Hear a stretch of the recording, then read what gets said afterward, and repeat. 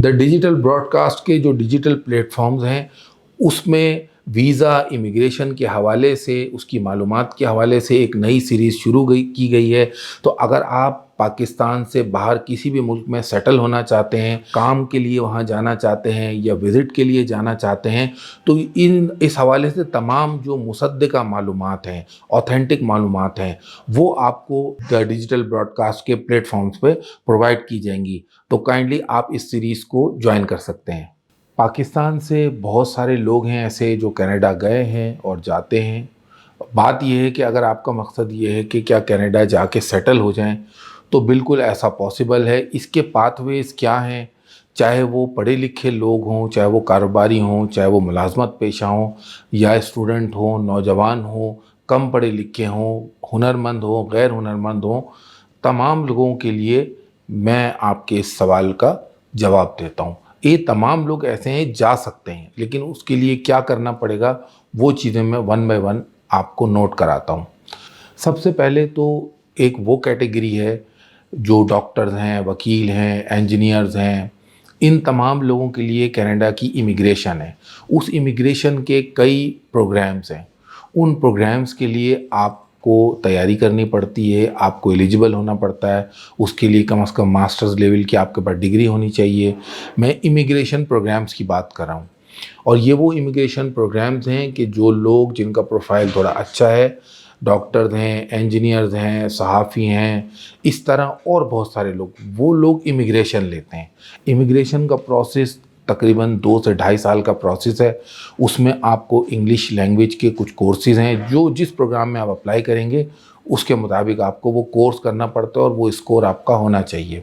कम से कम masters level की आपके पास डिग्री होनी चाहिए और ज़्यादा से ज़्यादा आपकी एज 33 टू 35 होना चाहिए।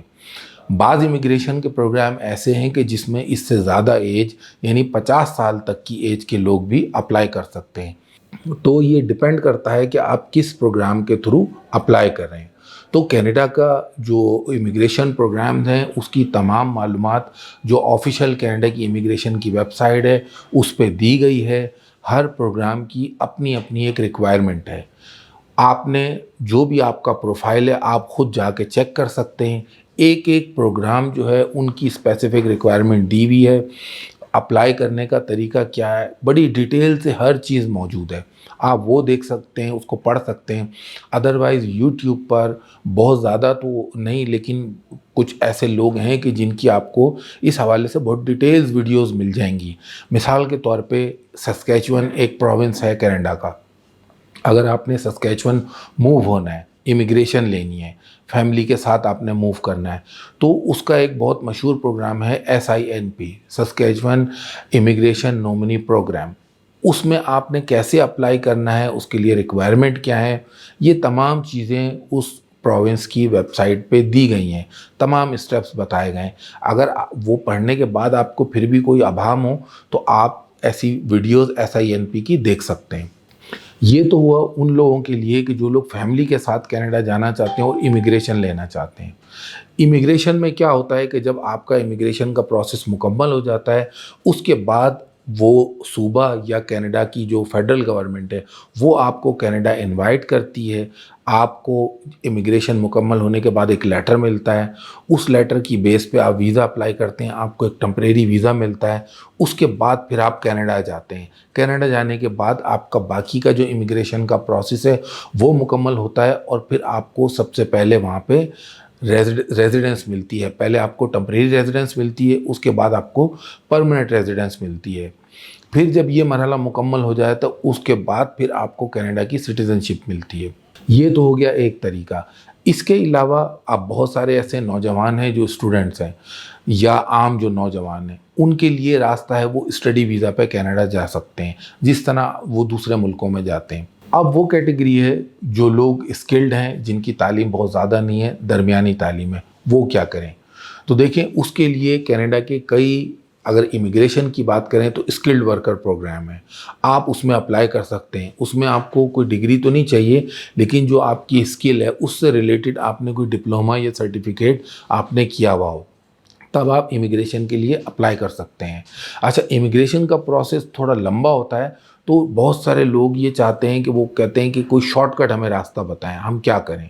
तो अगर आपके पास कोई स्किल है, आपने कोई डिग्री डिप्लोमा किया हुआ है, कोई आप आईटी प्रोफेशनल हैं, आप प्लम्बर हैं, आप इलेक्ट्रिशियन हैं, या इस तरह की कोई भी आपके पास स्किल है, या आप ऐसे प्रोफेशनल हैं, मिसाल के तौर पे आप नर्स हैं, टीचर हैं, या कोई ऐसा आपका स्किल बेस्ड आपकी कोई प्रोफेशन है, उसमें आपको एक शॉर्टकट मैं बता देता हूँ। वो ये है कि जो आपका कैटेगरी है, आप उसके कोर्स में, उसके कोर्स के लिए, उसकी सर्टिफिकेशन के लिए कनाडा जा सकते हैं। इसमें आपके वीज़ा लगने के जो चांसेस होंगे वो 50-50 होंगे। इसमें बाज़ ऐसी इमिग्रेशन प्रोग्राम हैं जिनमें आपको पैसे थोड़े से आपकी फ़ीस वगैरह लगती है, लेकिन कुछ ऐसे प्रोग्राम हैं जिनमें बहुत मामूली सी आपकी फ़ीस लगती है। तो जो आपकी कैटेगरी है, मिसाल के तौर पे अगर आप एक प्लम्बर हैं, अगर आपने वहाँ से सर्टिफिकेशन के लिए अप्लाई किया और आपको वो लेटर वहाँ से मिल गया, लेटर मिलने के बाद आपने वीज़ा अप्लाई करना है, विज़िट वीज़ा, और अगर वो आपका वीज़ा लग गया, आप एलिजिबल हैं, तो फिर आप बहुत जल्दी कनाडा जा सकते हैं। इसमें जैसे मैंने कहा कि ये 50-50 चांस होता है। इसी तरह टीचर्स हैं, जो पाकिस्तान में या इंडिया में जो टीचर्स हैं वो डायरेक्टली क्वालिफ़ाई नहीं करते। अकाउंटेंट हैं वो डायरेक्टली क्वालिफ़ाई नहीं करते। फार्मासिस्ट हैं वो डायरेक्टली क्वालिफ़ाई नहीं करते। इलेक्ट्रिशियन है डायरेक्ट क्वालिफ़ाई नहीं करते। तो वो क्या करते हैं या क्या कर सकते हैं, शॉर्टकट उनके लिए ये है कि वो अपनी फील्ड में, कोई वकील है, अपनी फील्ड में रहते हुए वहाँ की जो सर्टिफिकेशन बॉडी है उसको कहें कि जी, क्योंकि मेरी यहाँ की जो स्किल है वो वहाँ एक्सेप्टेबल नहीं है, तो आप मुझे मैं वहाँ ये अपनी स्किल जो है टेस्ट करना चाहता हूँ, इसका एग्ज़ाम देना चाहता हूँ, तो आप मेरी एक्सेप्टेंस करें। वो आपको कुछ फॉर्म्स वगैरह देंगे, वो आप फिल करें, जो उनकी फ़ीस है आप वो पे करें, उसकी बिहाफ पे आप कनाडा का विज़िट वीज़ा अप्लाई कर सकते हैं। तो ये एक पाथवे है और दुनिया भर से है, पाकिस्तान से भी इसमें बहुत सारे लोग हैं जो कनाडा गए हैं, जो पाकिस्तानी इंडियंस जो दूसरे ममालिक में वो गए हैं। अब इस हवाले से एक मिसकंसेप्शन है कि लोग कहते हैं कि जी हमारा वीज़ा नहीं लगा। वजह यह है कि ये मालूमात जब से इंटरनेट पे या यूट्यूब पे दस्तयाब हुई हैं, बहुत ज़्यादा लोगों ने अप्लाई किया है। तो ऐसा नहीं है कि वीज़ा मिलता नहीं है, वजह यह है कि क्योंकि अप्लाई करने वालों की तादाद बहुत ज़्यादा हो गई है, इस वजह से जो एम्बेसी का वीज़ा देने का रेशियो है वो अब भी तकरीबन वही है। यानी कनाडा ऐसा मुल्क है, उसने 100 में से कुछ 2 लोगों को वीज़ा देना है, तो वो तो अभी भी उसी हिसाब से दे रहा है। तो ऐसा नहीं है कि आपका पाथवे गलत है, पाथवे आपका ठीक है, सिर्फ ये है कि लोगों की अप्लाई करने की तादाद बहुत ज़्यादा हो गई है। ये कनाडा जाने का जो सर्टिफिकेशन का मैंने रास्ता बताया है, इसमें कोई आपको ख़ास एजुकेशन की भी ज़रूरत नहीं है। आपके पास जो स्किल है उसका कोई सर्टिफिकेट या एक्सपीरियंस, उसके आपके पास डॉक्यूमेंट्स होनी चाहिए, और ये आपको पता होना चाहिए कि ये असल में जो बात मैंने एक्सप्लेन की है वो है क्या। तो आपको जो मैंने मालूमात दी हैं, आप इस वीडियो को दोबारा देख लें। ये हुआ स्किल्ड लोगों के लिए, हाईली प्रोफेशन के लिए मैंने इसमें डिटेल से बताया कि वो लोग कनाडा कैसे जा सकते हैं। अब इससे अगली वीडियो में वो लोग जिनके पास कोई बहुत ज़्यादा तालीम नहीं है या उनके पास इतना ज़्यादा वक्त नहीं है कि वो कोई लंबा प्रोसेस कर सकें, वो कनाडा कैसे जा सकते हैं, उनकी तफसील, उनके लिए आसान रास्ते क्या हो सकते हैं, वो मैं अगली वीडियो में कवर करूँगा। हमारे साथ रहिएगा।